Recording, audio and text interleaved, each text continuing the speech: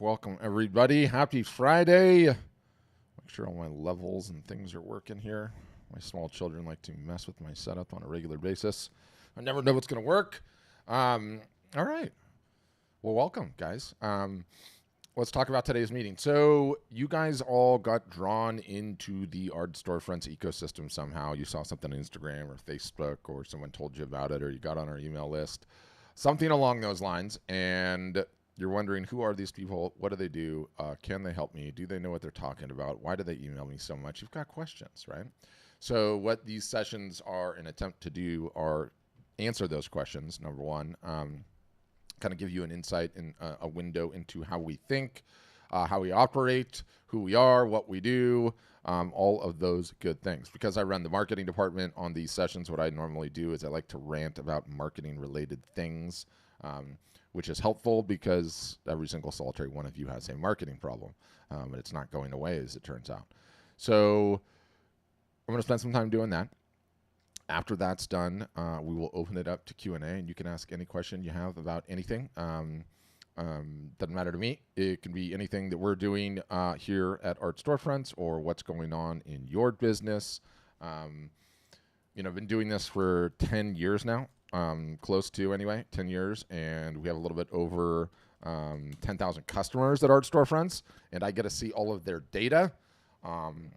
Who's selling the most, who's selling the most originals, who's selling the most prints, what are their sources of traffic. So I have a unique insight into what is actually working to sell art in today's day and age, which I think can be beneficial.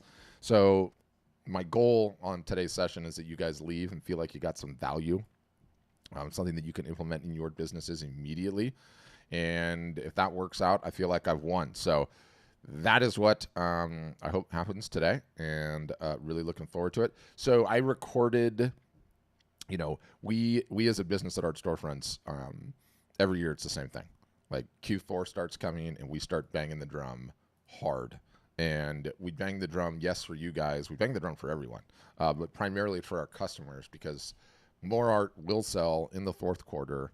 It's the same every single solitary year, Black Friday, Cyber Monday, the holiday buying season, the run up to Christmas, than does any other time all year long. So if you're sitting there and you're like, I want to start taking this business seriously, I want to grow this thing, there's no better time to be selling. Whether you're with us or not, there is no better time to be selling your art, your photography, than this coming 3 months, the last 3 months of the year. So I taught a workshop on this a couple of weeks ago.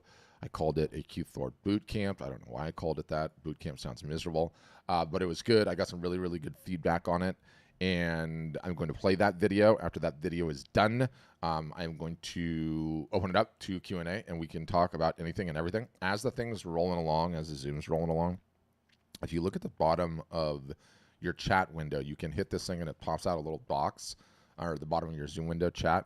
And you can ask questions as it's rolling along, and I'll try to answer those in real time. And if I can't answer them in real time, it takes a little bit longer, then we can just save them until that portion of the session is over. As a final, I'm going to email you these two things, but I'm really fired up. Like one of the we market a ton, right? And so we get a ton of social media comments, and like you guys probably get social media comments. They span the gamut. Some of those are very interesting, right? And one of the constant complaints that we get is like, Art Storefronts, we're the really successful customers that you've made so successful. And those comments actually infuriate me, because the premise is that somehow you artist, you photographer can sign up for a service and boom, you have a huge successful business, which is the biggest bunch of BS in the history of mankind. That being said, I also take a kernel of truth out of some of those comments. And we do have, as a result of being at this for quite some time, and having 10,000 customers, we do have some artists and photographers that, are in the top 1% of art sellers in the United States and the world that call Art Storefronts home. That's very exciting. So one of the things I've done recently is started grabbing some of these folks and interviewing them for an hour in a Zoom session. And then after that, opening the Zoom session up so folks like you guys can ask them questions. And why am I telling you this? One, I want you guys to check out the last two that I did, and I'm going to throw them in the chat. The first one was with a photographer. His name is Jonah Allen. He's in Florida.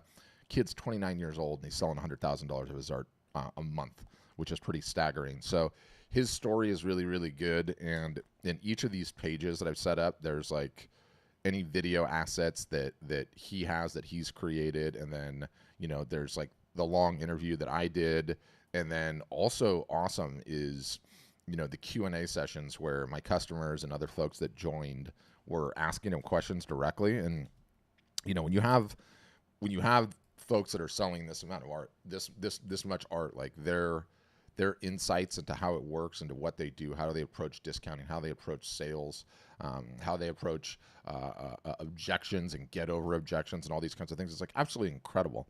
So Jonah was the first one that I did. The second one I did just this last week was with Meg.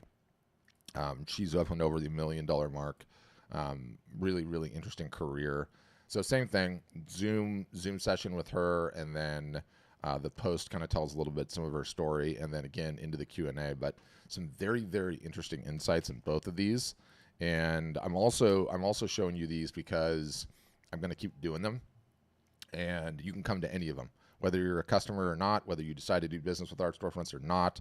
And I don't feel like there's enough content out there. Like, put the really successful artists and photographers in a Zoom session, let them tell their story, interview them, and then open it up to Q&A. You can ask these folks anything you want about anything. So it's been really, really fun. We're going to keep doing those. I have a couple more coming up, and if you stay on the Art Storefronts list, you will get them. Also, we're putting every one of them on the podcast. We have a podcast. It's called the Art Marketing Podcast. You can see it on my screen. Yes, it has an ugly logo. We're working on that, but the content is really, really good. We have a little bit over 500,000 downloads on this thing. 200 plus reviews on iTunes. So it's good. I think you guys should subscribe to it. If you prefer to consume content in the podcast format, it's everywhere. It's on Apple Podcasts. It's on Spotify. It's on all of them. And the interviews are going to go in there too. So if you missed one, you want to watch it in there, you can do that. Or if you want to watch the video, you can do that as well. So on that note, I will fire up the video training, and then I will see you afterwards for Q&A. I'll see you in the chat throughout, and I'm excited to get into it with you guys on a Friday. Let me just get this thing queued up towards the right time. Apologize if any of the things that I said were redundant, and away we go. A super small group today, which tells me there's something wrong with my email system, but that's okay. So that's good news. That means I can pour a ton of energy into all of you guys. We got Mark McClanahan on here, and my last name's Patrick Shanahan. He and I are clearly related back in the old country somewhere, which is hilarious. Yeah, well, I'm really excited that you guys are all here. And despite the small group today, I will change absolutely nothing with the presentation. I will just get to pour more energy into you guys, your comments, your questions, your concerns. I call this thing the Q4 boot camp because Q4 is coming, but I want to rant about something else because it's top of mind and it's important to me. And it's not Instagram, but we'll talk about that in a second too. Let me get off that so it's not distracting. So I should say I've been at this business for 8 years, and it was in the art industry before that.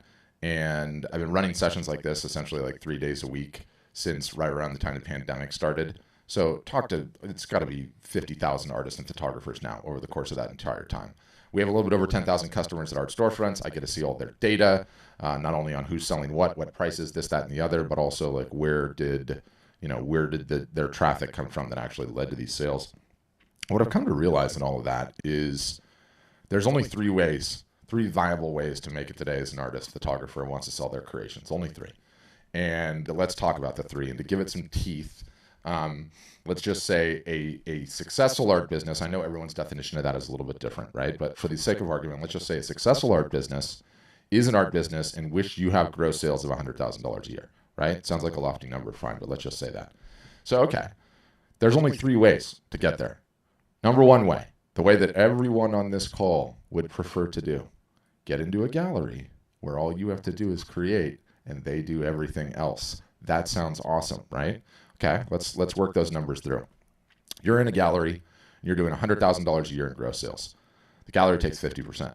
So that means at the end of the day, you get $50,000 back. And because it's gross sales, then you have to subtract your studio, your materials, your trips, your tripods, your lenses, all of that, and maybe you're left with $35,000.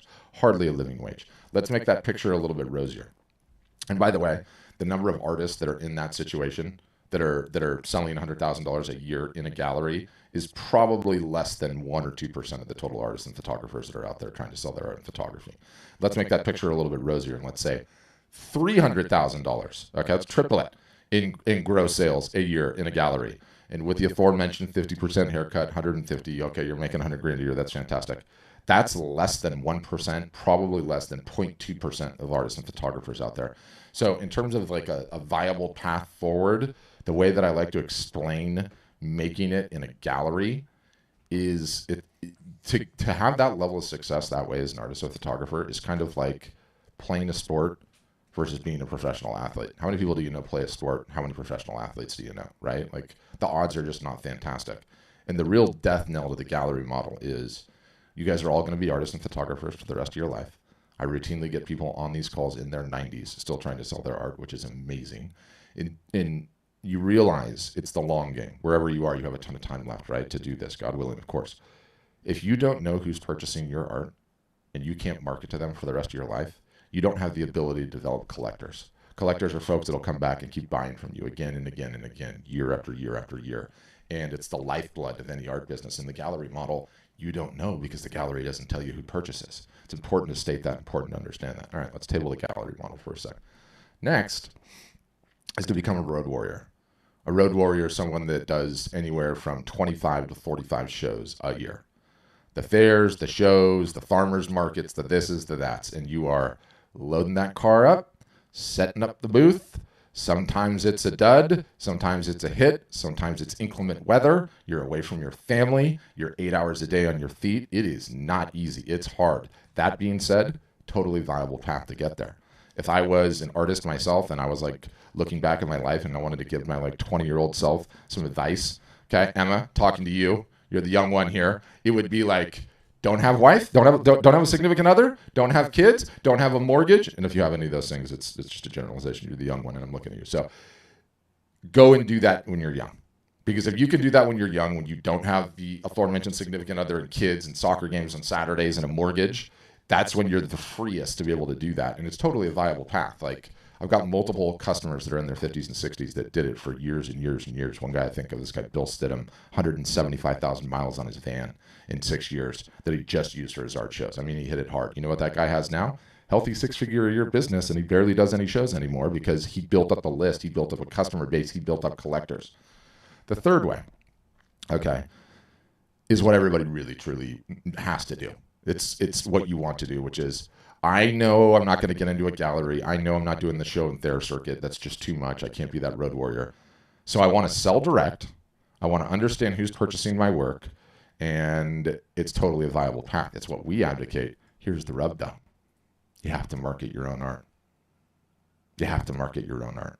There is no one that is going to market it for you. And for some people, that is a painful thing to hear. For most artists and photographers, it's a painful thing to hear, but it's true. Anyone that's been in this business for any period of time knows that you guys are all sold a bill of goods that somehow an artist or a photographer's vocation is just to create this amazing thing and everything else just happens, and nothing could be further from the truth. You have to get good and understand that marketing yourself is just as important a job as creating what you create. And the sooner you come to terms with that, the way better your life becomes. Why? Because there's never been a better time in the history of the world to do it. Not even close. I mean, for those of us that are older and remember the days before these things existed and before social networks with hundreds of millions of people worldwide were on their phones all day long, do you know how hard it was? Do you know how much harder it was? You were geographically fixed on the planet somewhere, and that's where you started, and that's what you had. You had to grind way harder. Now, if you take your marketing vocation seriously, if you're like, I'm going to get good at this, if you realize that your art business is essentially 2 trains on 2 tracks. Train number 1, your art, your craft, your creations, your subject matter material, your brush, your lens, how good you get with all of that. That train has its own path, and it will go throughout the rest of your career. You want to get better at it. You want to make sure that train has no brakes. The other one is how good you get at marketing yourself. And you need to treat it seriously, and you need to turn it into an art form. And if you understand those 2 things, that is the path that artists and photographers get on, will become successful, will have a business that is growing year after year after year. And I really firmly do believe there's never been a better time in the history of the world to do that. But It's actually simple. Simple, not easy. Not easy in the fact that you guys have to get good at marketing.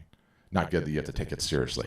Not good that you have to learn how to do this. And nobody likes doing it. I totally get that, okay? I mean, I run the marketing department here. Truth be told, I don't even like doing it, okay? Posting on socials on a regular basis, content marketing, right? Running sales, all the things that you have to do. But I don't know what the alternative is. I don't know what the alternative is. Because of all the tens of thousands of artists and photographers that have come through these Zoom sessions in the last 3 years, there are maybe one or two that were doing great in the gallery. And I saw specifically, like right when COVID hit and all those gallery people got closed up, those people were flooding into these Zooms going, what do I do? I've got nothing. My income's done, right? It was terrifying. The road warriors are the road warriors. And then there's nothing else. You know, there's nothing else. Like I've had like 6 people tell me they make more $10,000 a year on Saatchi, Fine Art America, Redbubble. I've had a couple of people on Etsy that are doing like $20,000 or $30,000 a year, but I haven't heard anyone else. So when you realize those odds, and please don't take it cynically, like this is only going to happen for you if you sign up at art storefronts. I don't care where you sign up or what you do, but I do care that if you want to take this business seriously and you want to see it growing year after year, it's the 2 trains, 2 tracks, no brakes. 2 trains, 2 tracks, no brakes. Okay. Now that rant is over with, I call this thing a Q Thorpe boot camp, and I love the marathon analogy, all right? I hate running. I will never sign up for a marathon in my life. But I know some people that have, and there's one thing that you notice about those people that sign up for the marathon. As soon as you fill out that form for that miserable activity, your whole life changes. Why? You know the pain is coming. You start eating a little bit better.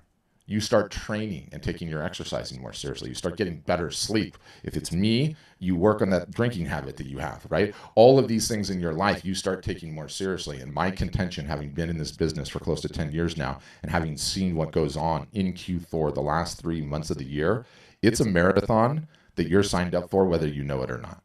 And the training that you do between now and then, between the fourth quarter, the buying season, Black Friday, Cyber Monday, the roll up to Christmas, all of those sales that are in the water, all throughout that. More art, more photography is sold in the fourth quarter than the other 3 quarters combined almost sometimes.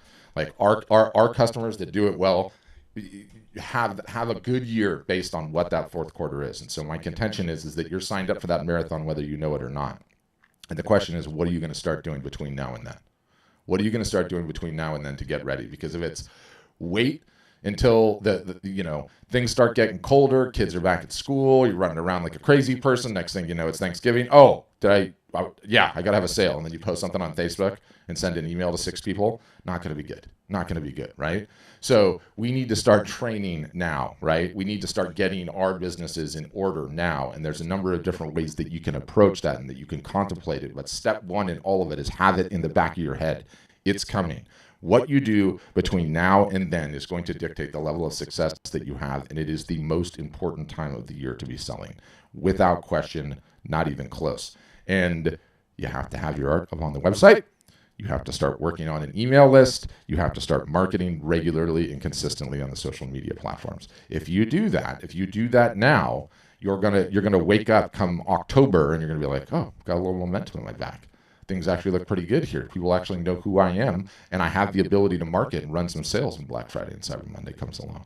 So very, very important to understand that happens every single solitary year. Every year it is absolutely fantastic in terms of sales, in terms of art and photography. So all very, very important. Pricing is another big one. And pricing is one of my favorite topics in this business period, right? And do you know what I love more than anything else? All the bullshit advice that's out there based on pricing. Here's the formula that you use for pricing. It's material cost times square inch times media times your time. Yeah, okay, great. Thanks for that. Magic, really. The only thing that matters is whether or not the art sells. There is no magical formula that's going to help you price your art if the art doesn't sell, which is why all of those formulas are nonsense. Pricing is quite simply this. And it's awesome and it's freeing. And once you do it, once you realize this lesson, and I have like a really in-depth article on this and I'm going to send it to all of you. You, creative types, need to have prices from 0 to 100. You need to have prices from 100 to 1,000. You need to have prices over 1,000. and you need to have one thing in the shop that is obscenely expensive. Okay? Now let me break that all down with some real numbers. The 0 to 100 is really, really easy, especially if you're reproducing your artwork in terms of prints. But you also have to have non-wall art as a part of your lineup. Okay? It can't just be wall art. And the reason is that not everybody is ready to buy wall art all the time.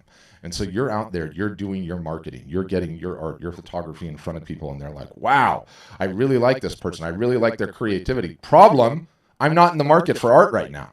I want to reward this person for their talent, but I'm not in the market for art right now. If only they had something that was non-wall art related. Oh, they don't. Tell you what, I'll make a mental note to come back here. I'm going to go watch some cat videos, and you know what the masks do there, right? They're not coming back. They're never coming back. So the importance of having the non-wall art is so critical. No one talks about this enough. A business, specifically your guys' businesses, can be judged how well they are growing on one metric and one metric alone: the number of new customers you are acquiring per year. The number of new customers you are acquiring per year. Why? Why? Because the easiest customer to get is the one that you already have. It is significantly easier to get somebody to come back and purchase a second time than it is to go out and find a new person and have them purchase for the first time. And this is just a fundamental rule of most businesses, but specifically this business. And I alluded earlier to how important it is to not sell in galleries so that you know who is purchasing your work. There is a phenomenon in here. I stole it from this guy, so I always give him credit. Hold on, I'm going to grab his book. I stole this from Weiland, okay? Weiland is the whale guy. Most would say the best-selling artist in the United States. By the way, this book, fire! Okay? Insane. Amazing. You need to go buy it. Honestly, I should be on commission for this. In fact, he's got a gallery close to where I live. I'm going to go in there and get it. Short, sweet, no fluff. I'm sorry, here it is. But the rub is it's not on Amazon. I think he donates 100% of the proceeds to charity, so you have to buy it from his website. But honestly, Google this book and buy this book.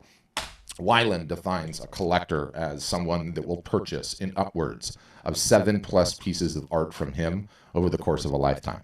And this is a phenomenon I see played out continually with my own customer base.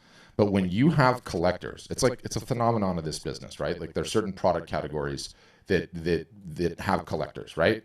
If you ask my 7-year-old kid, it's those damn Pokemon cards. They're all over my floor right now. You guys would laugh if you saw these. But shoes, cars, wristwatches, art is one of them. And it's a fantastic thing because you will keep creating throughout the course of your life. And these collectors will just go along for the ride. You keep raising prices, they keep coming and buying and buying and buying. Oh, that's awesome. Emma just said that book is on Spotify for free. I did not know that. Definitely listen to it. You want to highlight it, though. I'm not kidding. Great book. Where was I going with all that? So if we know the most important thing an art business can have as a collector, and then we know in order for a collector to become a collector, they first have to purchase something, that underscores how important it is to have non-wall art as a part of the lineup, okay? That's the 0 to 100 range. Also in there, you obviously have small prints. And then let's say you're 100 to 1,000, you get into some bigger size prints, right? Your metals, your canvas, your acrylic, you go through that 0 to 1,000 range, and maybe close to the 1,000 range, you're in limited editions, and then above that, you have your originals. Everyone has to adjust it a little bit to taste. But you also need something obscenely expensive in the store. And let's say that you sell your originals, just to keep the math simple, at like $1,000. I want one in there for 10 grand. And why? Why? Why one in there for 10 grand? That's crazy. I'm never going to sell that thing. I don't even care if you don't ever sell that thing. You ever been to a car dealership? And you know, in the car dealership, that the big glass box in the middle, I know the car dealership is a miserable feeling in most people's heads because you have to deal with the salespeople. But anyway, the big glass box in the middle, right? Let's say we're at the Toyota dealership. In that big glass box in the middle is the Toyota Supra carbon fiber TRD whatever. It's $275,000, right? There's a reason that they put those cars inside the glass box, and it's because human beings are wired to make purchase decisions based on comparison. We anchor onto certain things to compare to other certain things. And so when we go and look at that $250,000 Supra or the $150,000 Land Cruiser that's inside the glass box, we anchor onto that price point, and it makes us feel just that much better about buying the $60,000 Highlander, right? That's on the outside. And that's a phenomenon called price anchoring. And It's just one of these psychological things that's really, really, really important to do. You feel better knowing that I didn't buy the most expensive thing. It makes you feel a little bit better. That's why you put that high-priced item in there. Also, everyone's followers, yours, mine, any business, that all fall into a thing that I call the socioeconomic bell curve, okay? It's your typical bell curve, exactly what you'd expect. And down at the low end of it, you have the low socioeconomic status. Those people can't afford anything. They'll like, comment, share on your post. They're still good people. Then you have lower income folks, middle class, upper middle class, high net worth individuals, the bell curve, right? You know, what does everyone always say to me all the time? Yeah, I just want to target high net worth buyers. Yeah, good. That's great. You and every other business on the planet, aside from the 99-cent store, wants to target the high net worth buyers, okay? That is why it's insanely difficult to do that. But the point is, you need to have this range of pricing that I'm discussing to be able to cover all of the spots on that bell curve. Because what happens when you do that is you acquire the highest number of customers possible. And the beautiful thing about acquiring the highest number of customers possible is you can market to these folks in the future. The bell curve is not a fixed entity. Your buyers and potential buyers are going up and down that bell curve their entire lives. The one that's living in their mother's basement right now is buying their new house 2 years from now.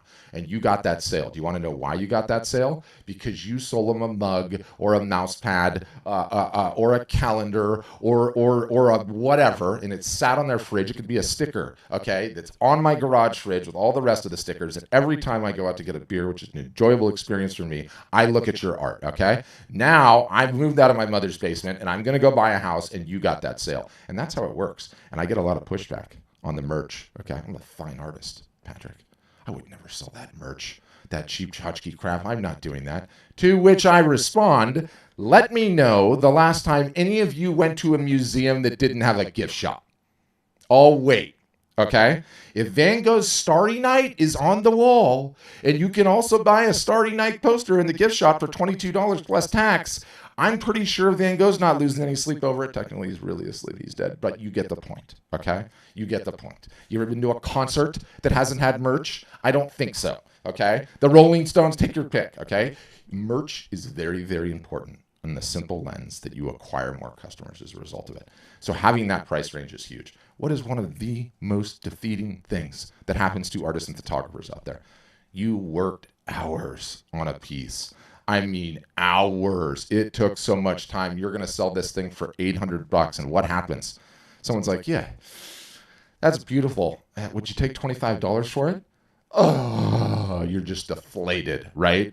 Like this person is just, I mean, it's like a troll on social media. I mean, they have just ruined your entire day. The beautiful thing is, when you have the range of pricing, it doesn't happen as much. It almost doesn't happen at all. Because people understand, they have a context of where things are in your lineup. Oh, this is $100 and under. Oh, this is $100 to $1,000. Oh, this is over $1,000. Oh, that's the $5,000 piece. And what's more, when you get those folks who don't know any better, okay, most of them are not yet people. They just don't know any better. You can be like, oh, that's fantastic. I love that you have the interest. That one costs quite a bit more, but let me show you what is in your range. And then we gently guide them to where we are in our range. Do you know how much better that is for your self-esteem? Okay, let me tell you, significantly better. It is significantly better for your self-esteem. You are going to be a happier and better functioning member of society, okay? Your significant other is like, this is awesome. Why are you in such a good mood? It's because you have the range of pricing. Very, very important. That's pricing. I'm going to send you a follow-up article on it after this whole thing's over. In addition to the pricing, the next thing I want to talk about is Instagram. Most important social network for artists and photographers. It's not even close. Secondarily, it's Facebook. Okay, have to be working on both of them. Well, Patrick, what about TikTok, or what about Pinterest, or what about SEO? Yeah, what about shiny objects that are not going to move your business anywhere and are going to put you on the road to a hobby? All right, that's what all the rest are. I don't care what anyone else says, anyone's friends, anyone. No one is selling art on any of the rest of those things, okay? They are lying to you if they're saying they are. It's nonsense. I've looked at way too much data. Aside from onesies, twosies here with weird circumstances, the two most important places that you need to be are Instagram and secondarily Facebook. And thank God for that. Okay, don't talk to me about TikTok. I'll kick you right out of this Zoom. You are lying to yourself, okay? Stupid Chinese app, communist app that is just trying to flood you with an endorphin hit. You got 10,000 views. You didn't get 10,000 views. You got 100 views from people that are never going to buy your work, okay? So when we stay focused on the only two platforms that matter, to the detriment of wasting time on any of the rest of those ones. I don't care. Just stay out of there. Stay in my lane. Facebook and Instagram and Facebook. You will end up winning. And why is Instagram the most important? What do you guys create? You create visual creations. What is Instagram? A giant visual search engine. Imagine that. Lines up pretty nicely, right? The beautiful thing is that Instagram has become, over the years, evolved into the credit check for artists and photographers. What do I mean by that? I'm going to buy something. I saw something. My neighbor had something. It's really important for me to keep up with the Jones. I'm going to go look at what he got. And what am I doing? I'm going instantaneously to Amazon. I'm going to read the reviews. Was that thing good? Is there a better one? Maybe there's a better one. Maybe I can one-up this guy because I got to keep up with the Jones. Now, we check Amazon is a way of getting credit checks, like getting the reviews of what something is, right? So you could say Consumer Reports or some of the other sites too. For artists and photographers, it's like, hey, I just saw this. I'm at your friend's house. You sold some art to your friend. I saw that. That's a great piece. Who did that? Oh, yeah, it's my buddy. It's my cousin, Mark McClanahan over there. And you should check him out. You know what they're going to do? They're going to pull out Instagram, and they're going to look for you, and they're going to look at your profile, and are they going to say, is this an artist that's doing anything? Is this an artist that's putting out content regularly? Are they on the up and up? Do they have 2 followers or 2,000 followers, right? And it's very, very important to understand, one, that Instagram offers a credit check, okay? So fundamentally, it's important just for that matter. 2, secondarily, and I should also say, like, you know, the data in this industry is so utterly, totally, completely opaque, right? Like, there's so much nonsense out there, it's mind-boggling. But there's 2 outfits that report on the super high end of the art market. One's the Hiscox Group, it's an insurance entity out of London, and the other is Art Basel teams up with UBS Payne Weber, I think that's who it is. The 2 of them put out a report, and what they do is they survey every year all of the folks that are essentially buying $100,000 pieces and up. And every single solitary year, I've watched the results of those reports when it comes out, and every year it ticks up. Did you follow and or consume content from an artist on Instagram? Was Instagram influential in your buying decision? And in both cases, both of their surveys, like, those percentages are really pretty high. So it's significant in its ability to help you guys sell art. The top-end, high-end buyers are all there, okay? So that makes it very important as well. The beautiful thing about Instagram is you can reach a ton of buyers. The terrible thing about Instagram is you have to post frequently on it for years to really make a huge dent. So, yeah, 1, you got to get started. 2, you have to understand you're going to suffer in the short term, because it's not easy, and you have to learn how to do it, and you have to learn how to enjoy it and get good at it. And we can talk about that in depth. I have a ton of teaching on Instagram. But the beautiful thing that exists currently on Instagram, and I love this, okay, we're going to have to do a little social media history lesson, but Facebook emerged. Facebook pretty much became a monopoly, okay? Power was unchecked. Then a new rising competitor came along, and Facebook is like, we can't have any competition. It was Instagram. We're going to go buy those folks. So they bought them. Okay, great. Now Facebook's even more powerful. It's Facebook and Instagram. I'm streaming on their platform when I'm saying this, so I get banned. You guys will know why. Zuckerberg kicks my door, and you'll know why. So now they own these 2 platforms. So the playbook was, we are a monopoly. If any competitors come along, we're just going to buy them. Okay. Snapchat emerges. Snapchat starts taking all of these young kids away from Facebook and Instagram. They're like, all right, what does the playbook say to do in this situation? Let me see the playbook. Mark, it says that we have a competitor, go and buy it. All right, somebody go and buy Snapchat. So they go and try and buy Snapchat. Snapchat says pound sand. Mark's like, okay, what does the playbook say now? We don't know. He goes, all right, we're just going to copy them verbatim. And so Snapchat had these things called stories that disappeared after 24 hours, and Facebook copied them verbatim. So, okay, now Snapchat peters out. I mean, who's using that? I don't know. Some kids, whatever. It's whatever. I don't want to talk about it. The next one came along. This time it was TikTok. And Mark Zuckerberg went right back to the playbook. He's like, okay, this is awesome. TikTok is starting to steal a bunch of our users. It's competition. What should I do? Let's go try and buy them. He goes and tries and buy them again. They tell him no. He said, my wife is Chinese. Let me buy you. They still said no. So the next thing they do is they're like, okay, what is the playbook saying next? Copy them verbatim. And so that's what they did. And by the way, the other social players were watching, and now YouTube watched, and they're like, okay, let's copy them verbatim. So what did TikTok have? these short form little videos that were 120 seconds or less and were very compelling cell phone style video size. They copied that feature verbatim and called it Instagram Reels. YouTube saw that, copied that feature verbatim, called it YouTube Shorts. I could cycle through the 3 views of those 3 different products, and you could almost not tell the difference. They even put the buttons in the same place as copycats. Anyway, why it was a brilliant thing, TikTok coming along, is it destroyed what has been up to that point in time in the social contract. What is a social contract? What do I mean by that? Hey, art store friends, work really hard on my platforms, Facebook and Instagram, and post a bunch of content. When you do, people will follow you and become fans. After you earn those followers and those fans, some small portion of what you create will be shown to those followers and fans for free. Early on in the days, it was like 90%. Recently, it's like 2 to 5%. Tiny, almost nothing, right? So that is what the social contract was. TikTok, God bless them, despite the fact that don't like the platform and think it's evil, has been still siphoning off users from Instagram at an alarming rate. It's all the younger kids and the people that are chasing likes that are not real and chasing views that are not real. It's a worthless platform. Anyway, so what they've done is they've torn up the social contract. So now where we are is we're in a scenario where you can get onto Instagram and you can have 2 followers, your significant other and your mother, okay? She likes and comments on everything. God bless you. Thank you, Mom. You can create content in the form of an Instagram Reel. And an Instagram Reel can potentially, if it's good, be seen by hundreds, by thousands, by even millions. In which case, you organically marketing without leaving your house, showing off your creations, understanding the platform, can get free reach. It used to be you didn't get that. And it used to be you had to pay a ton of money in terms of Facebook and Instagram ads to get that attention. Now you can do that without leaving your house. And that's an incredible, incredible thing. So it represents a huge, huge opportunity. And so that's where we stand right now as it sits in 2023. I believe Instagram is the most amazing platform that exists. That can bring you guys buyers, bring you guys fans, bring you guys email addresses, and yes, sell your art of photography, but you have to get good at marketing it. You have to understand how to post. You have to work on your posting frequency, and you have to learn to love it.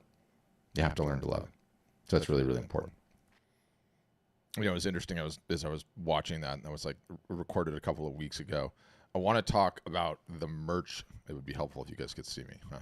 I want to talk about the merch piece specifically and how something like this plays out in the real world. So for some of you guys joined late. At the beginning, I shared a link to this gal's story, right? And I just want to explain something because it's so interesting, right? You have to have prices from 0 to 100, 100 to 1,000, 1,000 plus. Very, very important, okay? You need to have non-wall art as a part of the lineup. There are a number of different reasons for this, but again, primarily, the easiest customer to get is the one that you already have. And this business is fundamentally driven by collectors. You can't get on the path to a collector if you don't have someone purchasing in the first place. And I see so many of you guys running around out there without the low end of the price range covered, and you get these people into your ecosystem that want to reward your creativity, but because you only have $800 pieces and up, they're out. And the math say if they're out, they're not coming back, right? So if you look at the cell phone on my screen, so this is Meg, right? And she's been at this for a long time. She sold $1 million worth of art. So now the gigs are starting to come to her. Because she's a Midwestern gal, the Midwestern painter, so to speak, her friend owns a charity.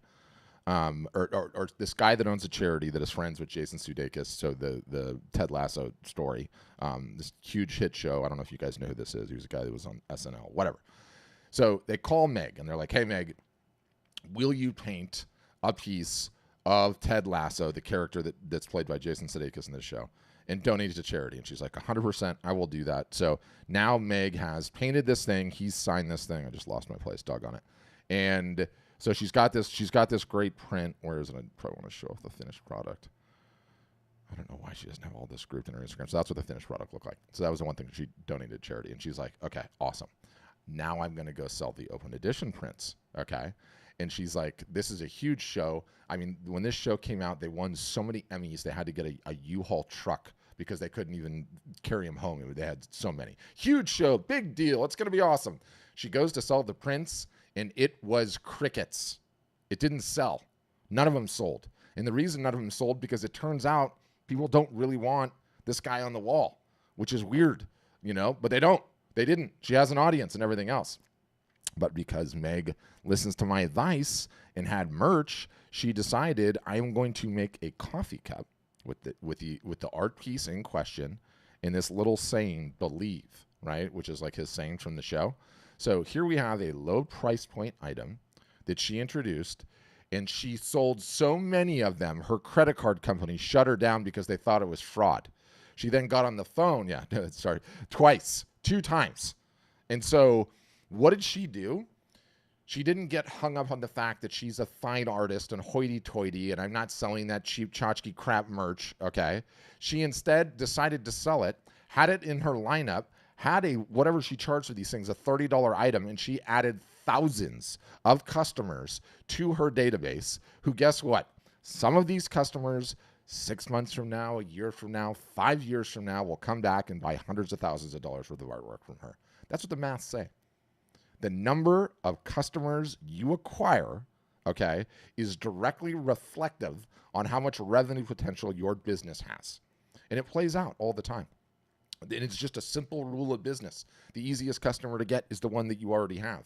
And then there is the force multiplier in this business, which is the collector phenomenon.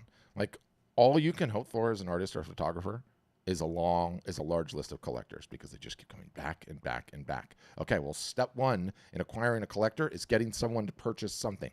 There is no rule that says it has to be for $100,000, $1, $2, $50. Doesn't matter. It is someone purchasing, you getting a record, and you having the ability to market to them in perpetuity. Very, very important. So I thought that was an interesting story. You can hear her tell the story in her own words on the podcasting that I'm going to send you, or whatever it is, video page. So, yeah, 51 days till the start of October. What are you going to do between now and then to start getting ready to start letting people know that you've got art for sale, that you created some things that you're looking to sell? So that is the mantra. Where do we go from here? I will stop my ranting and open it up to Q&A. There's kind of a lot of you on here now that have cameras on. Normally I would say just raise your hand and I would see it. But if you look at the bottom of your Zoom window, you see this little smiley face thing that says reactions. That gives you a way to raise your hand, digitally speaking. That lets me know you have a question. I can unmute you, bring you on. You can ask anything about anything you heard in the presentation, anything that you're struggling with in your business.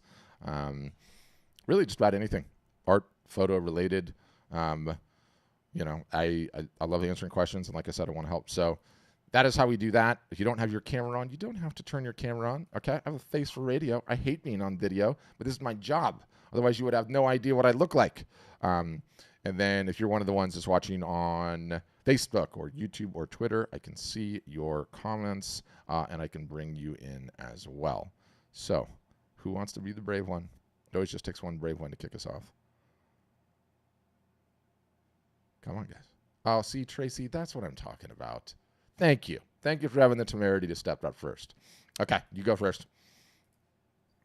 Well, I'm just starting out or getting ready to, and I'm thinking about platforms like Printful and Shopify, and wondering if that's the best way to start out. Yeah, to go. I've only got a couple of prints ready. But.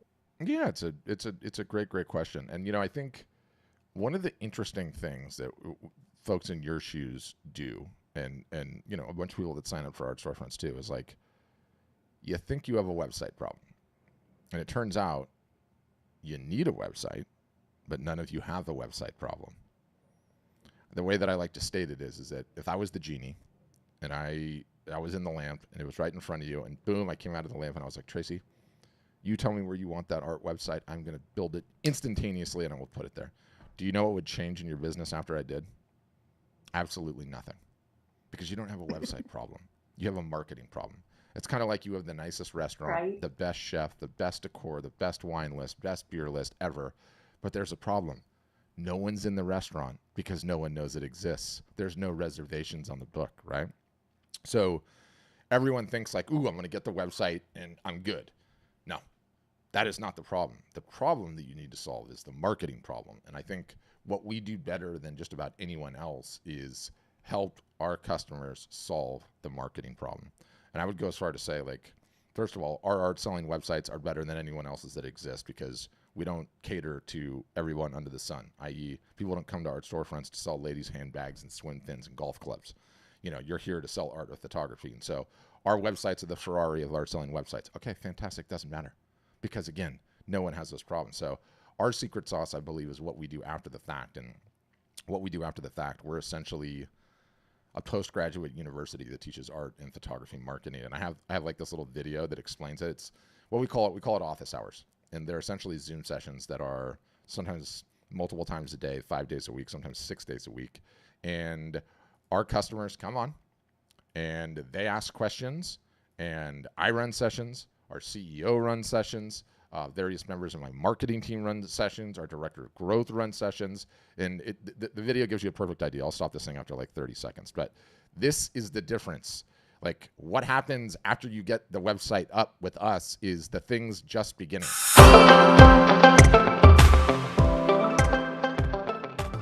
Do I do the email and potentially send it to? How do I capitalize on these people who are interacting with me on my personal page? But what I want you to do in that custom artwork strategy is promote the pet portraits to that audience. So how is it that the print cost is paid or charged? How wide do we go in terms of niches? Do you have any like advice or playbook for showing your stuff on a coffee place? How to make these reels more interactive. How often should I be advertising and how much should I be spending? How do I build enough followers to make things go in this? Anyway, when you launch the business and you actually get into the marketing and you have in-person events and you're hung up on a thing here and you're worried about what to do here, you need someone that you can go to get the answers. And it's funny, like I've been testing these various different like AI note-taking services that like go in there. And I ran the session yesterday on Thursday, and I did 163 answers in a little bit under 2 hours. And so it's like you look at the volume of questions that we're answering for our customers every single solitary week, week in, week out. That's what makes us different than everyone else. You don't have a website problem. You got to fix the marketing problem.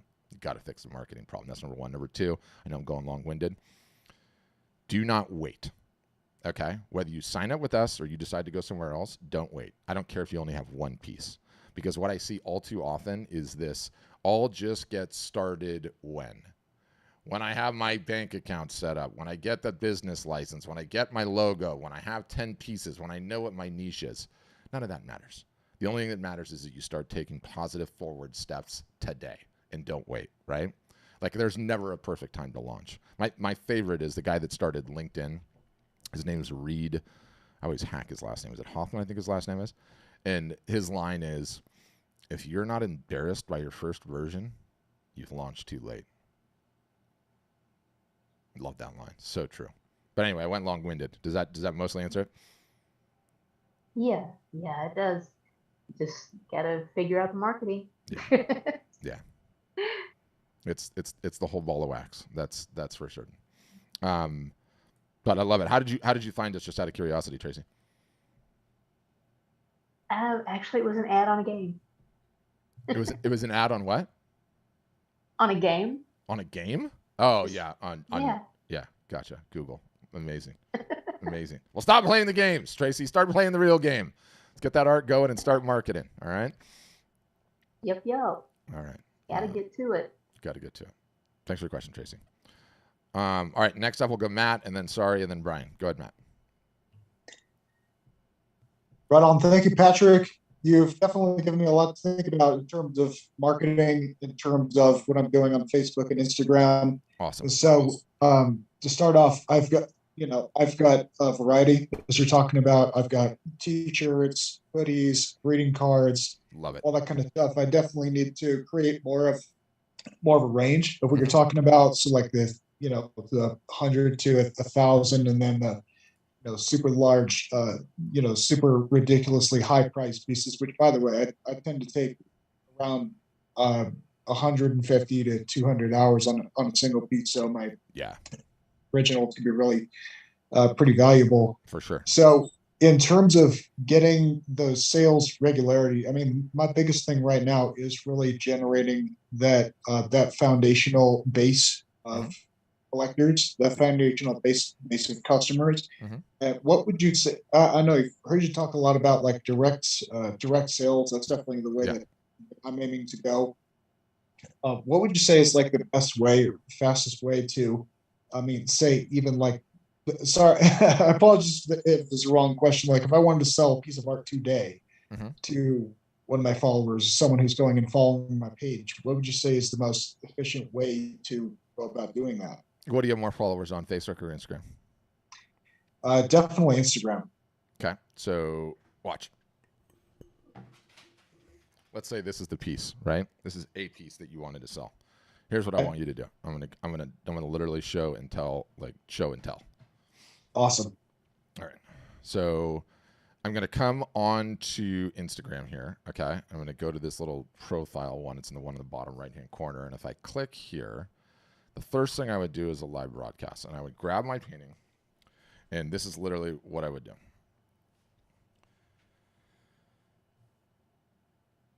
Happy Friday, guys. I am just in a great mood on Friday, but my significant other said if I don't start getting some of this art out of the garage, I'm headed for relationship counseling. So here's what I'm going to do. I've got this piece, acrylic, 8x10, would normally sell for somewhere around $200 or $300. Make me an offer. Literally make me an offer. It has to go, and it has to go today. So all you have to do is leave me a comment on here or send me a direct message to my inbox. Let me know what you would make an offer. The best offer, I'm going to sell it. I'm going to sell it today. Help me save my relationship. I've got to start clearing some of this stuff out of my garage. I would end that. Okay. After you end it, you go share. You give it a cover image, give it a title, share it. What that will do afterwards, I'm not going to share that one, is it will save it as a reel and put it in your reels. Once it's a reel and it's in your reels. Number two is packaging. I see artists and photographers all the time. Oh, that's really loud. Packaging. I see artists and photographers. Okay, enough of that. Then I would go and share it in the story. Did you see what I did there? So you can take the reel, you use the paper airplane, throw it in here, and I would go, make me an offer. This thing must sell today. Done. And you could do it with 3 or 4 pieces. I would start there, and then I would grab those videos from Instagram and go and paste them to Facebook. In fact, I want you to do it today. Wow. Wow, that's fantastic. Thank you. Do it today. Commit to doing it today. I want you to do it today. I will. Okay. I will. Thank you. I'm following you on Instagram right now. If I don't see it, I'm going to come after you. What is your handle?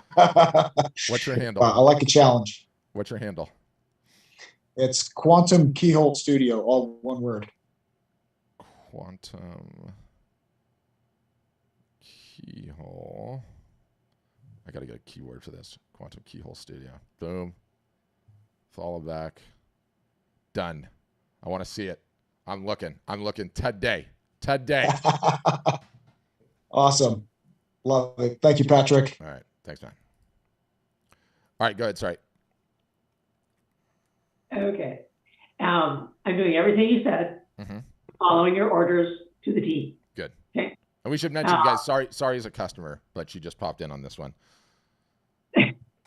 I didn't know. You came on live. And I know. That's the whole thing. And quite frankly, I don't care. I was scrolling, and there you were. Yeah. No, I love it. Like I thought about just not even saying that like this is for customers or not customers, and just opening it up, because what do I care? Like you don't want to teach to an empty room, right? You want to teach as many people as possible.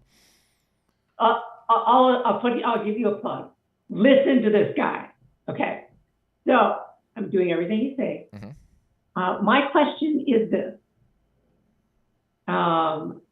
What from your data or your experience, is the most effective and efficient way to convert people who like your work on Instagram, to be willing to go to your website and look at more, when they can just look at you kind of up in their feed? Regular and consistent marketing. That's it. There's no special trick. It's regular and consistent marketing. That's it. You get their attention. You need to continue to post. Yes.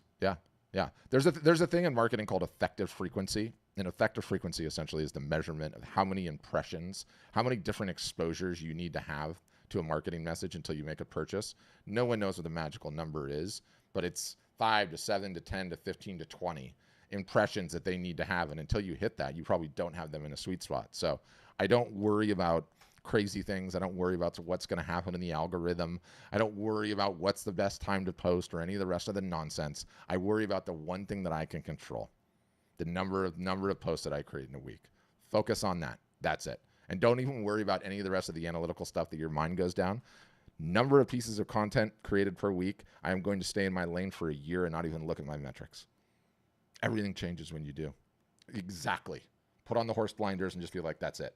I'm going to stay in my lane. That's where I'm going. You know, occasionally you can sneak a peek on it, but the whole point is, you know, and I ranted about this on a podcast episode, and I really like it. There's this guy that comes up with, you know, I think he stole it from Malcolm Gladwell. Apparently Malcolm Gladwell stole his 10,000 hour rule from someone else. Whatever, I could care less.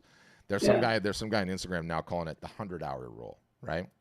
And he goes, 100 hours or whatever is 18 minutes a day. And the rule states that if you spend 18 minutes a day on something for an entire year, you are better than 95% of the population at that particular thing, right? So if you want one metric that's going to stay focused and it's just number of pieces of content created on Instagram per week for a year, what you don't realize is that by ignoring everything else and forcing yourself to spend the time, you are at the end of that are going to wake up and be that much better. You're going to be better than 95% of artists and photographers that are out there. That's how you get attention. That's how you get attention. Do you have a recommended number of things that, you know, number of posts per week as an example? It's I've seen data that argues, first of all, let me put it this way.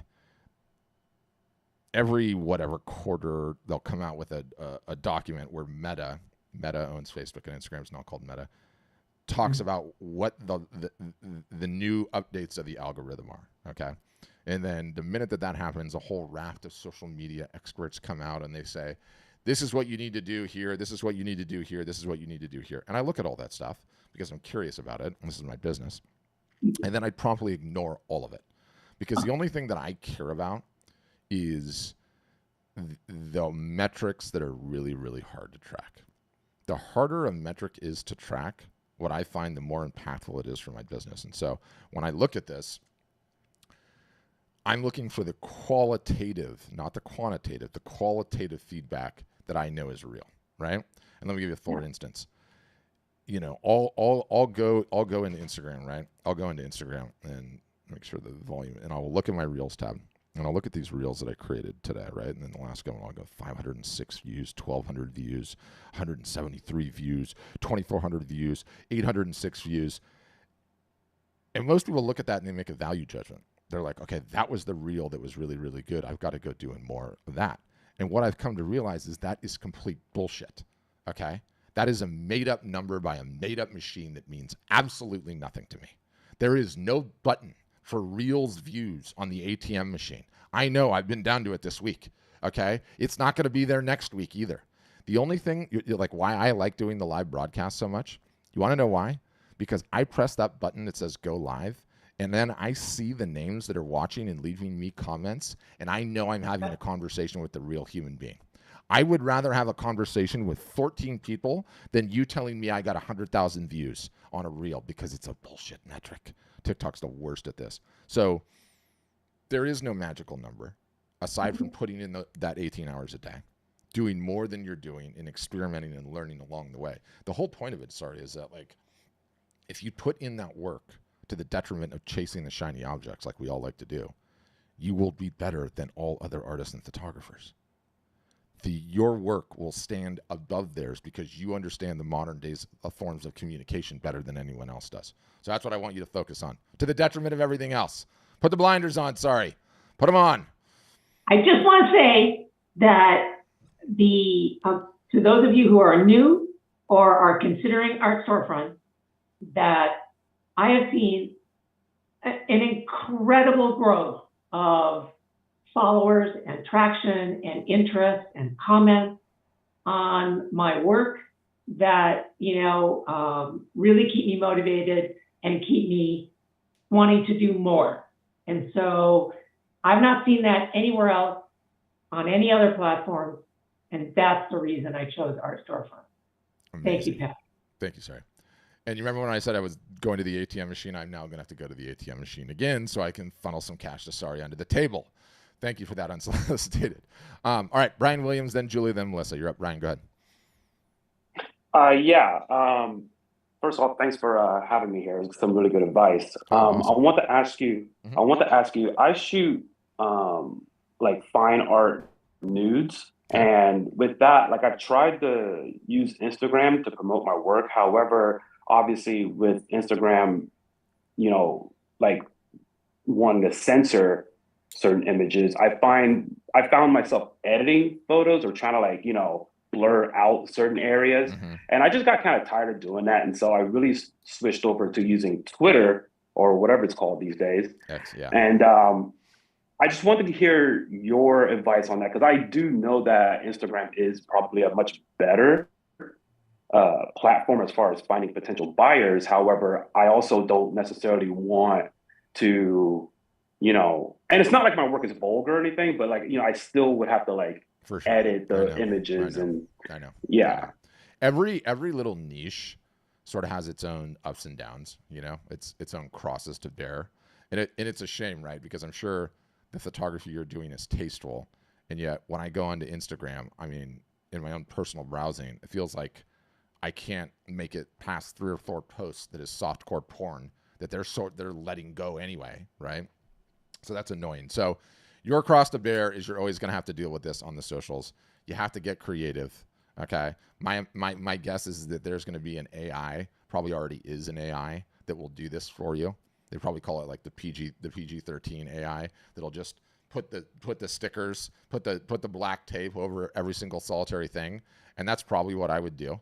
I would just use that and continue to post it. And, you know, you can still plant the seeds, right, that way. And that's how I'd go about it. And, you know, again, it's the things that make it difficult for you to market socially. Also, you know, the other side of the pendulum is everyone, certainly all males, like looking at that stuff. And so you can get a ton of attention, a ton of eyeballs, and you kind of just have to play by their rules and be contrarian about it. It's just sort of hard, you know. It's just one of the cross to bear in that industry. That's it. But that's what I would do.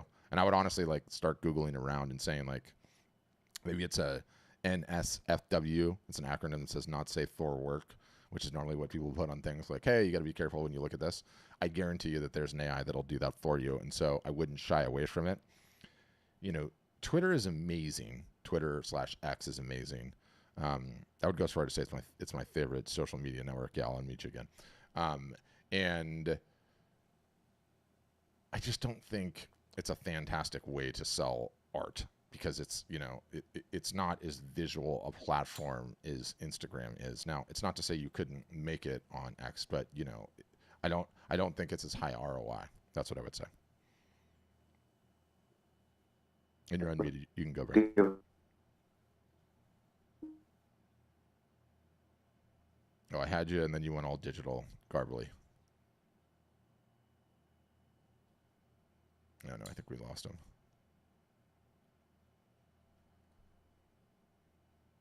I'll circle back to you, Brian, after this one. I think you're having connection issues. Julie, go ahead. You're next. Hi, I have just a real quick question. Sure. I am still a full-time high school art teacher. Mm-hmm. Is this something that I have to do full-time? No, if I want it to work? No, not in the slightest. Not in the slightest. Because I have my own studio, but usually I produce a lot more during the summer. Yeah, to be expected, right? 80% of my customers are full-time jobs. Okay. 20% are full-time working artists. I think, you know, my advice to you is the same advice to the gal that just got it started, is like, the best thing that you can do, and don't take it cynically, I don't care if you sign up with us or not, is not wait to get this business going. Because it takes time, it takes energy, it's effort. You need to get the work in front of eyeballs to figure out if you're on the right track, right? And you don't discover any of these things until you start taking some forward steps. So, you know, like you got to get started, or you'll never get started. You blink, you'll be 10 years old, or 10 years will be gone. And you're like, I could have done so much in that 10 years, right? So I wouldn't wait. I would get going right away, and with the knowledge that at some point in time out there in retirement, you're going to be able to hit it full time. You can't right now. That's the season of life you're in, and that's okay. That's how it goes, right? All right, great. Thank you. Yeah, thank you. All right, Ryan, I'm circling back. See if you got undone, and then Melissa, I'll grab you next. Hey, sorry about that. No, I just had muted myself and I couldn't unmute myself. But no, that was pretty much the basis of my question. I was just trying to figure out, if you're shooting, and it's nothing, like I said, but if you're shooting that, out of the Instagram, but you pretty much, so I appreciate that. Yeah, and what I would do as a hack, and again, I gotta walk the fine line on this, right? I'm disclaimer: all of Brian's work is extremely tasteful and not anything resembling, the stuff that we don't want to talk about, but when you see it. I would regularly put in my posts and in the comments, want to see the uncensored version? Send me a DM. And then I would wait and collect the DMs, and boom, I would hit them with the uncensored. You can, are you Mac, iPhone, or what ecosystem are you on? I use a Mac and iPhone. I use both. Cool. So because you're in the Apple ecosystem, there's clipboard apps that are like essentially virtual clipboards. So you can like copy the thing on your computer and put it on the clipboard, and then it shows up on the phone automatically. So you could do a post, and then you're getting all those DMs, and then just boom, hit all of them. Paste. You could do it on your phone, do it when you're in line at the, at the supermarket, wherever it is. And the beautiful thing about that little 1-2 punch combo there is, at the end of the day, like, all you're trying to do is start a damn conversation, right? Like every yard sale starts with a conversation, right? Or they want to schedule a shoot with you or whatever it is, and so that's kind of a hacky little thing that you should try. Interesting. Okay, I kind of thought that would be a sister version, but I don't know. Yeah, I would totally give it a shot. And you're going in and out again, so I'm meeting you again. But try that, and just know that you have to stay on it, right? And again, like, no one plays the long game. We all need to play the long game, right? That's the work that you're doing right now. That might not be the work you're doing in 10 years, 15 years. You might change your mind. And so it's important to be building the attention on the most important platform now, no matter what happens down the line. So that's what I would say. Melissa, you're up next. And you'll need to unmute, Melissa. I'll let you know. Hi, can you hear me? I sure can. Hi. Hi. So I have a website, and I've shown in both galleries and museums, and I'm illustrating a kid's book. Okay. But I noticed, like, at night, so what you're saying with the $0 to $100 or even more, that I started making these hand felted items at night. So awesome. It is really great because I post everything on Instagram, and I made a lot during the holidays. Now I'm like, oh no, because I split my time between working and everything and teaching. But if I hired you guys to help me, like, I have a store set up on my website. I mean, how do you guys, what do I do? What do I need to give you? Do I have to give you images? What do you need from me if you were going to make the art storefront? There's a bunch of different ways to do it, right? The reality is that you need an online store that transactions can happen, right? We have one of the best ones that exist on the planet, so you'd probably want to avail yourself of it if you signed up. But some people don't, right? Some people keep what they have because they just don't even want to go through the whole headache. What's nice on our end is that we have the one-click integrations with the printers and one-click integrations with merch. What does that mean? You come on, you're like, here are the things that I want to sell. You flip the switch, boom, you can offer all of it, and it's all automated fulfillment, print on demand. You get the order, you get paid, they get, the printer gets paid, the printer prints it, box it, ships it, all the emails, all that's taken care of. Okay, table that. Okay, so I have a printer who scans my work or photographs it and sets it up for printing. So I just take all that and I give it to you. And then, like, let's say with this illustration, because I've heard that my friend's friend, she's not the artist, but she's good at marketing. She makes $80,000 just on stickers a year. Yeah, amazing. So, like, I'm doing a children's book. So I'm like, oh, that one could be a sticker. Little kids would put that on their water bottle. Yeah. So I'm like, okay, so if I go to you guys, then I take my work from my printer and then I put it on your site. I sell G clays because the originals go to the writer. Yep. I sell my G clays, I sell my stickers, and then maybe I have another department for my fine art work. Yeah. Or does it all just go together? And then, because that's what I'm really good at. I showed at a internationally acclaimed museum, and I'm hoping to get in 2 weeks again. Okay. And so, I have the high ticket priced item, and I'm really struggling to sell. I mean, my open studio is really slow this year. Since the pandemic, everything sort of changed. And even before, I was raising kids, so I'm doing and teaching, so I'm doing a million things. But I'm just, do you guys help me? Like today, my son's girlfriend's here. I could be like, I have a son going to college, 6 weeks.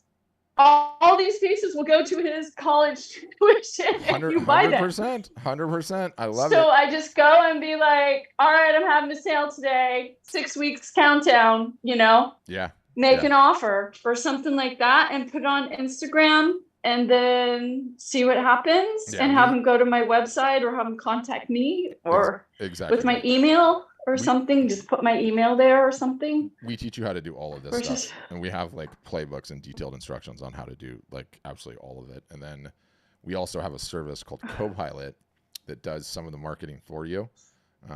Our software integrates with your store, with your email list, and with Facebook and Instagram, and then runs sales and posts on your behalf. So we've also got that too. Have you gotten a demo yet, Melissa? Have you seen a demo yet? No, because, like I have people calling me all the day. I've seen your website and we would like from Google to, market you, but I don't know who to trust, honest to God. And I don't have unlimited resources. I'm looking at, so I want to make sure the one person I pick that I'm paying money to will really help me. Yeah. That's what they have the integrity to really help me and not just put me in some algorithm and leave you out in algorithm land. Yep, I gotcha. Well, I would argue that we're the best outfit in town, but I'm not really in the convincing business. If you've been through the webinar, and you've seen, I haven't been through the webinar. No, I haven't. But you sat through this one and you heard from Sari. Like you could hear from some of our other customers too. But I don't want you coming in going like skeptical about it. I want you coming in fired up. You know what I mean? Okay. So you guys are good. You help artists, and that sounds good. I'm ready to take the dive into someone helping me with the nightmare of marketing. Yes, that never goes away. I will have somebody contact you. Okay, thank you so much. Yeah. All right. Have a great weekend. Congrats on having a kiddo go to college, which is also a little terrifying. Where's he going? UC Santa Barbara. No way.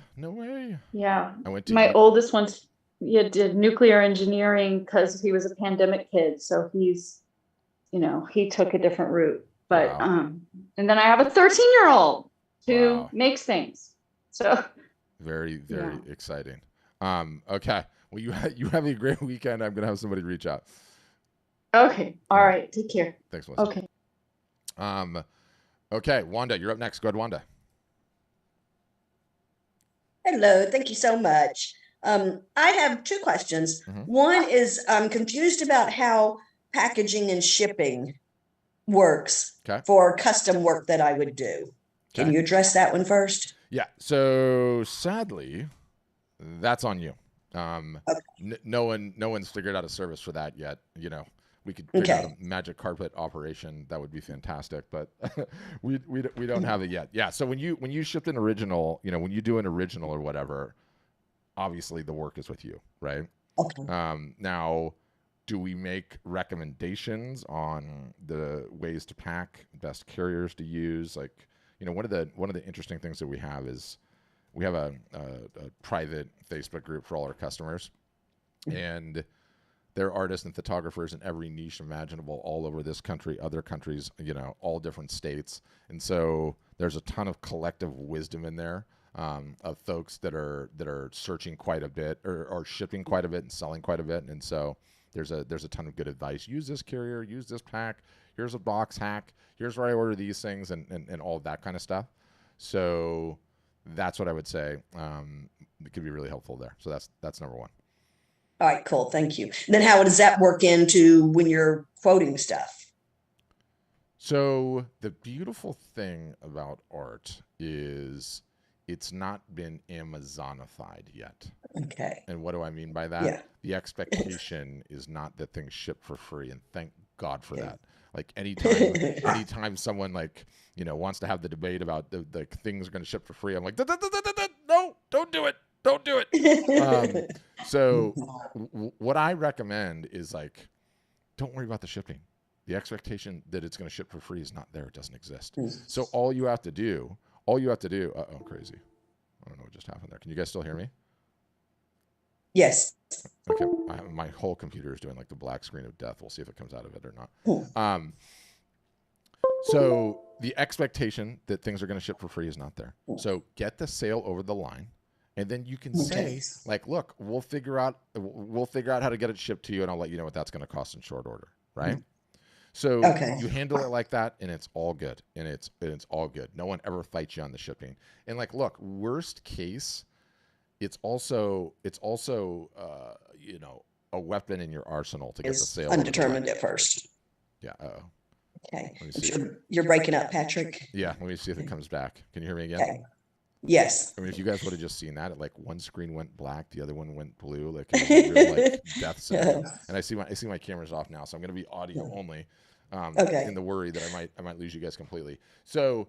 Okay. My other question. Okay. I next year I'm going to start. I used to do this, 30 years ago, teaching art classes to kids. Okay. I'm going to start teaching kids art again, but then I want to also teach them some entrepreneurial skills, and I'm going to be selling their artwork, allowing them to sell and start learning how to, like I said, become their own business stakeholder, so to speak. I love it. And I want a percentage of the proceeds. We're going to be selecting 3 charities, and a percentage of the proceeds are going to be going to charities that we as a group all determine which 3 we want to support. Is there a way on the website for them to select a charity that they would like part of their proceeds to go to the buyer? Yeah. You could do that easily. But again, everyone always tries to automate things that I don't want you to automate them. There's nothing more beneficial than having a conversation with someone that's just purchased your work, right? So I would ask them. And I would use it as an excuse to start a relationship with them. Yeah. Okay. But I could list the charities on there that they can choose from, correct? All day long. Yeah. Okay. And then how do the payments get processed through then? When the artwork is sold via your website. Yeah, so with us, you, the artist, owns everything. So it's your merchant account. Everyone uses Stripe, which is this giant company, and it's connected directly to your bank account. So yeah, it comes in, you get paid. We're not even in intermediary in it. The whole transaction's you. All right, cool. Okay, thank you. Yeah, thank you too. Okay, I somehow got my camera back. That was really, really touch and go there for a hot minute. Okay, so I'm scrolling back up. Yeah, Rena, if you're just getting started, it's a chicken and an egg scenario, which is really annoying. Just follow the podcast. There's a ton of advice on there that will really help you out and help you get going. Sheila's saying, I have designs that are in various products, about 150 through POD companies. I need to market them since they're not selling. That is correct. I need the marketing. How do you do that? What do you charge? What does your company do? Okay, so you probably came in late and you didn't see it all. I would get a demo, Sheila. Those buttons are all over our website, literally everywhere. And what you can do with that is find out all the bells, all the whistles, all the plans, and everything that we have that will get you going, get you marketing, teach you, how you can consolidate instead of having 55 things on 55 different websites, which does not work. That'll help you get things sorted. Someone with a last name. Hold on, I'm making a quick note.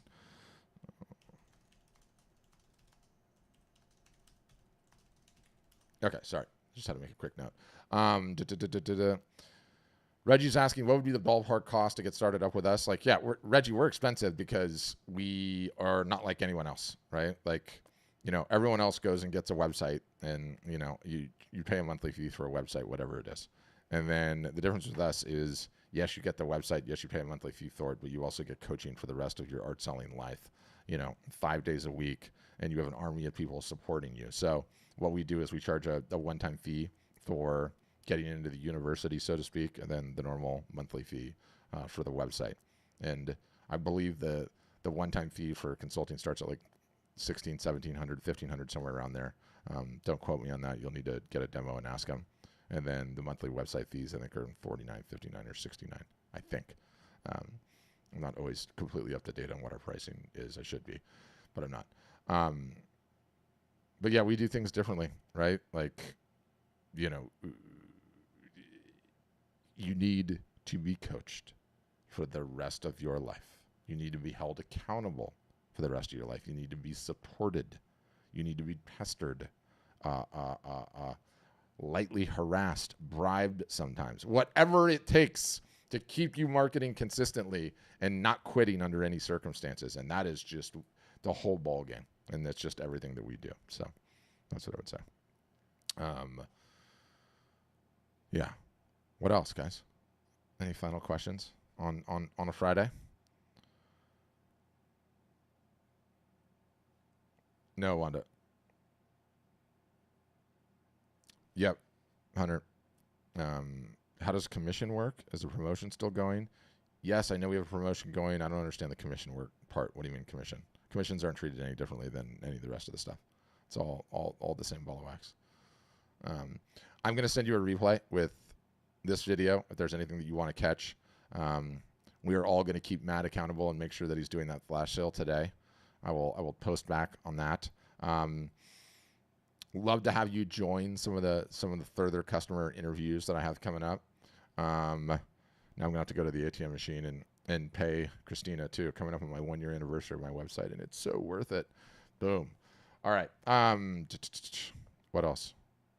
Yeah, I will send you guys all the links, everything that we talked about, the replay, and probably leave it there.